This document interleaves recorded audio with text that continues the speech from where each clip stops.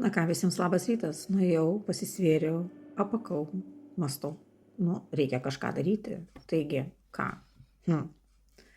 Ačiū Dievui, šiais laikais egzistuoja dirbtinis intelektas.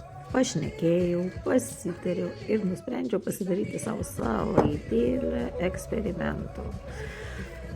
Pasiriau tai, ką labiausiai mėgstu. Kopūstų salotas ir kiaušinius. Pasiskaičiavau, pasidomėjau, pasisvėriau ir nusprendžiau pasidaryti savo kalorijų deficitą. Kopūstas tai visą laiką yra labai geras dalykas, daug skanių dalykų jame yra. Aišku, nepamiršau prie to pačio dar, kad aš turiu savo receptą, kurį jau baigiu beveik į pabaigą gerti, tai yra detoksas kepenims, nes niekam nepaslaptis dabar informacijos pilna, kad jeigu kepenys labai riebios, tai tu gali stengtis kiek tu nori, nieko nesigaus. Vienu žodžiu, be šansų numesti svorį, jeigu kepenėlėse ten yra riebalų jos apaugusios. Bandau įsivaizduoti, kaip tos kepenys yra apaugusios. Bet kažkaip tai, jeigu taip yra, aš nesiginčiu niekada.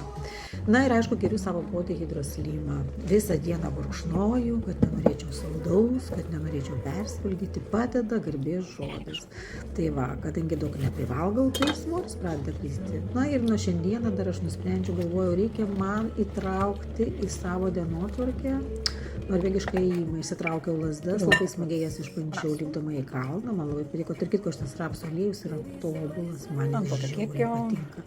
Citrina irgi duoda labai gerą skonį. Tai va, tai šiandien varysiu papusryčiausiu labai skaniai. Tarp kitko, visos šitos salotos, pasisvėriau 150 gramų, pagamintose salotose yra tik tai 120 kalorijų ir 2 kiaušiniai dar plus 150 kalorijų, 2 kavos puodeliai, dar plus 10 kalorijų. Gražios dienos, skanaus. Norit, pabandykit.